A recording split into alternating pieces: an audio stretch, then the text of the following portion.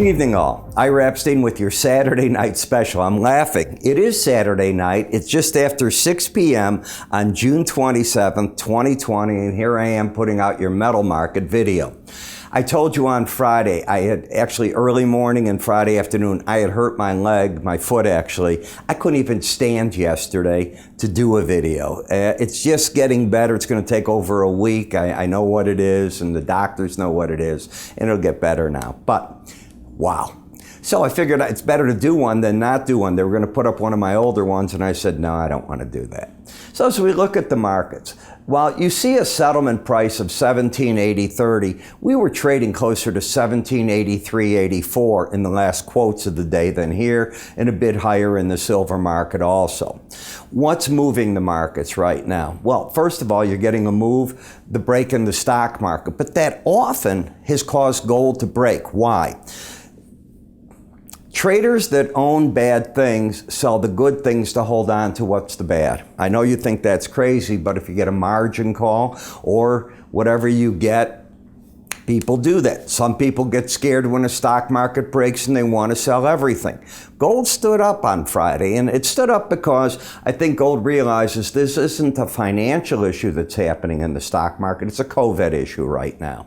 We know the economic data is going to get wobbly, but gradually better. But when you keep hearing that now they're going to close the beaches in Miami Beach, and I lived in Miami, my second home was there for a long time, and to imagine them closing down for the 4th of July, wow. I mean, that's unbelievable. What about the bars? Can you imagine going to Miami Beach? If you haven't gone, you want to go. It's gorgeous. But you can't imagine it without bars open. Gone. Bars are closed. What are they doing in Houston and other parts? Bars are closed. They might close other areas. Everybody's concerned that this is spreading. We saw what Vice President Pence and the COVID team brought to our attention on Friday. I watched it word for word, and one thing stood out: millennials. And if you watch TV, you understand that the millennials, and I don't blame them, they want to go out. I don't blame them. It's very difficult to go in a bar. Think back to when you did. It might be hard, and a number of you are right there, so you're still doing it. Who wants to wear a mask when you're in a bar? I want to talk to the other people, and I want them to know who I am, and blah, blah. It's hard.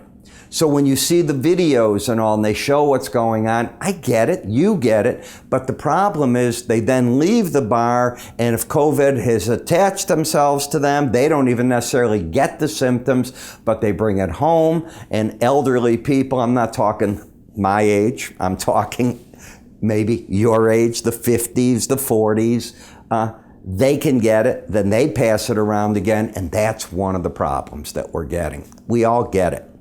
Restaurants, they're trying to reopen. These are all the good things, but the stock market kept looking at the waves of what's going on, and that sold the market off. So the gold. When we take a look at a monthly chart, weekly chart, I don't care what it is. When you look at this black dashed line, it's called a Bollinger Band. It's an algorithm. An algorithm that is designed to keep the market trading within the bands of it, the high band and the low band, 95% of the time. So when the market makes a run for it, yes, it can close over it, but it's only going to stay 5% of the time over it. I developed a technique years ago where I said, you can start counting each successive week, and you start getting a probability that if you take one of those percentage points away from it, maybe you end up with something like a 2% chance of staying over the band. The longer it stays over it, though, you have to understand, the stronger the market's telling you it is. More times than not, a real bull market does this. It gets to the band, backs away, comes to it, backs away, or rides it. That's a bull market. You have it here. You have momentum up. With this week, you now have a new telltale sign. You had an outside week up. An outside month up so far. I should say this is the monthly chart. An outside month. We're doing weekly charts. What does that mean? So far, I don't know how the rest of the month is going to fare for us. We're up $43, and we're over last month's high of $1775.80. We've already taken out last month's high. The ideal picture for the bull would be to stay over that and just keep driving itself higher another month or two and then pull back under it. That would work great on a monthly chart. On the weekly area chart of closes, the last high was 1756.30, and on a weekly basis, you got through this just recently, right? No. I want to prove my point to you. This was June 19th. This is the first time on a weekly basis we've cleared that high recently. So the market got to it, pulled back from it, and now it surged again. In the pattern, we still have a lower low, higher high, you could argue, but you're on a surge to the upside. When we look at the weekly charts, this is really important because this is an area of resistance and we're trying to break out to the upside from it. You need another day of that, and I think the bulls will get more and more convinced that this is your breakout. What's the pattern? We have a lower low and a higher high. That's very important. Now I want to come back right here. We had an outside week down when we had gotten to 1747, fell this week, came back up the next week, and we took that out. When you take out the high of an outside week within 2 weeks of it being made, I call it a bear trap. And the people here tend to get caught unless the market goes back under the most recent low. Barring that, I'm looking for the market to catch them and surge on them. And that's basically what's happening right now. When we look at the bias of the market, well, other than this area where it kept testing itself right here, it has managed nicely since March to stay over the 18-week average, which gives the market an upside bias. I define bias, which is a filter on other technical indicators, as being read when you're over the average, it's bullish bias. Under it, it's bearish. I also look for markets that get well over the number on a break to find support on corrections, and numbers that are under it to get back here. But on a weekly chart, it's different than a daily. A daily shows that so much clearer. So you always got to understand the type of chart you're working with.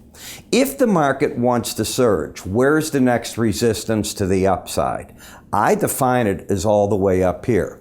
This is the 100-week average. This is the 200-week. This is the 18-week. That's the number, 1841.40, if it wants to go up to another resistance point. In the slow stochastic momentum, and this is the oscillator I use of momentum, it's pointing up. It's been bullish for a while. I don't consider oscillators on weekly charts to get overbought or oversold, only daily. It's my own thing, but I have reasons for it that I've gone back and studied, and I'm convinced that that's the way I want to use them. In the gold-silver ratio, it's gone flat at 98.71, which is still way down from the 120.22. On a weekly basis, this favors silver. When you're under this number, it means that the bias is down. And if the bias is down, you're looking for reasons for the market to keep falling. If the market's over this number, I'm looking for reasons for it to keep rallying. And that's one of the ways that I use the bias in a market. When I look at silver, the trend is up. You have a pattern of higher lows, certainly higher highs. Momentum is up, bias is up, strong support at 1614 to the 1595 level, but that's $2 lower. I'm not looking for that to be hit again if this market's going to be bullish. And I look at another thing. While we're closing down in America, certain parts of certain states for what? For social doings. The economy's not shutting down. Factories are open. They're going to stay open. Demand is back. It's going to stay demand.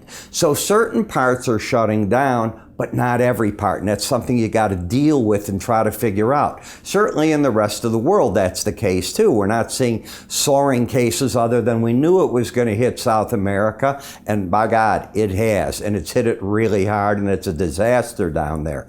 But that was coming. So now what do you do? Well, base metals, are they really going to be out of vogue? I don't think so. You can see that in copper. The copper market's been in a nice uptrend. I think it's in an area of value. In other words, it's going to have trouble getting through here unless an event happens. Now, the event can be shutting down the demand via factories having to shut down, or shutting down mines that give us the supply, as is happening in Chile, because they're getting COVID deaths, and the unions say they're not going to put the miners underground in those conditions until this gets more resolved.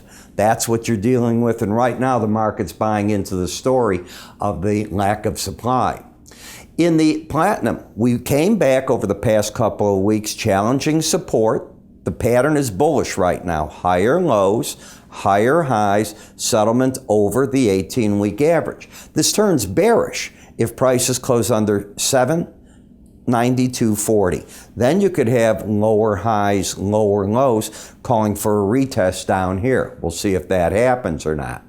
In the dollar index has got a double top now at 970. The past 2 weeks were right there. The trend remains down. The question is, do people want to own the dollar or not? Is it a good thing, bad thing to own?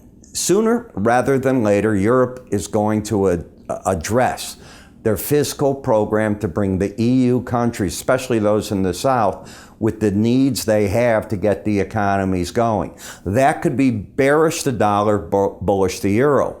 A big spread of COVID could be bullish the dollar, bearish. You're right at that type of juncture, and that's the things that we all have to deal with as we're looking at these markets. That's the news. I'm sorry about that. So as I put it together, one of the things that I tell my traders, at least, is if we're going to do things, why not look and see what my morning subscriber video does? Go to our website, www.iraepstein.com, under the word research. It's at the top of the charts. It explains how this all works, and you take it from there. Sorry that I hit that wrong button. I didn't want to put any ads up today, and that's just where they're all kept. You have a good day. I'll see you all Monday.